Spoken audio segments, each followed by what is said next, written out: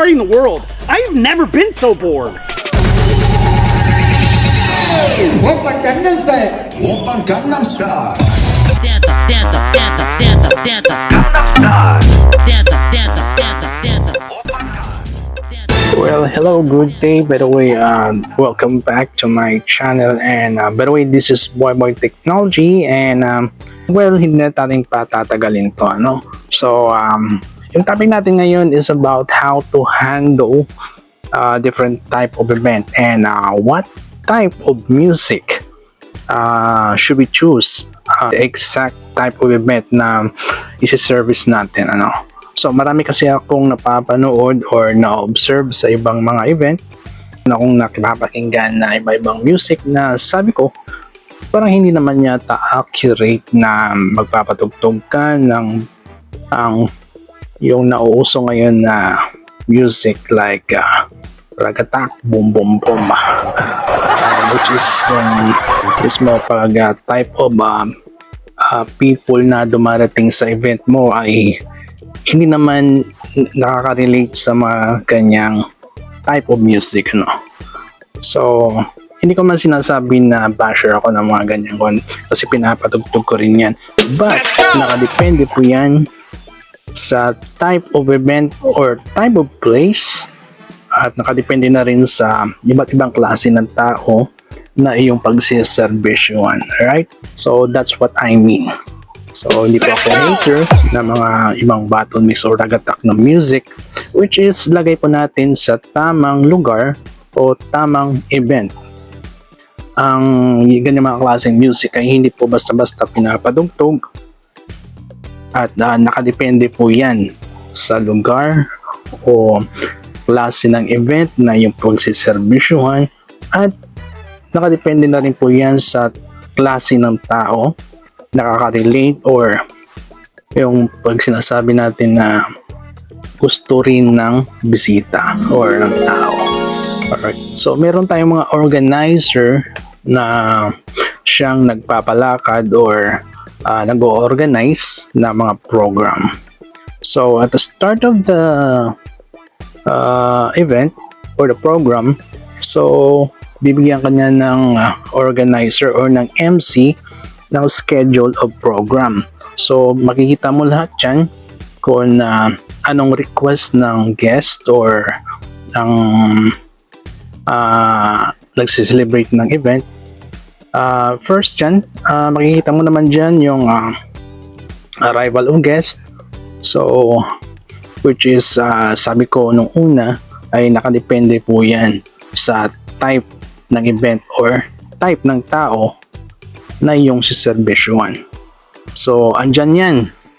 So, if alam mo yung mga tao na medyo conscious sila sa medyo maingay, so, pwede tayong mag-play dyan ng mga tropical or chill vibe music. Like ganito. Alright. So, if yung mga tao naman medyo mga nag-iedad na, so pwede rin tayo magpadugtog ng mga something classic or jazz music tulad nito. I don't know why. Alright. I didn't come. So if alam mo na yung mga tao na teenager, so pwede ka rin magpapadugtog yan ng mga hype na yung 2025 or 26 na mga music katulad nito. Alright. So, yan po. Dapat ay alam po natin yung mga ambience ng paligid natin o ang klase ng tao na dadalo. Alright. So, as arrival of guest, nakadepende rin po yan sa guest o kung anong re-request nila. Kung wala naman, ay pwede ka rin magpatugtog na something personal or related din sa arrival, ano? Yung arrive ng mga guests. Pwede ka rin magpatugtog ng mga something like this or something like that. We lock the door and turn the lights down low. So, sa kalagitnaan ng programa, hindi mawawala yung laro. So, game. So, dapat ready na yung mga music mo dyan. Kailangan may mga something energetic ka dyan ng mga music, uplifting, or sa akin pinapatugtog ganito eh. Yan, okay na yan. Something na mga bulos katulad nito, okay na rin yan. So nakadepende po yan sa tao. Lahat naman po kasi ng nirequest ng tao or ni-request na music, nakadepende rin yun sa request ng kliyente. So kahit na meron tayong in-endorse o ni-recommend, pero pag gusto ng customer, wala tayong magagawa dyan. Ang pinaka main event dito, yung nakadepende po yan, or may couple dance or may pagkasal, marami pong mga couple dance.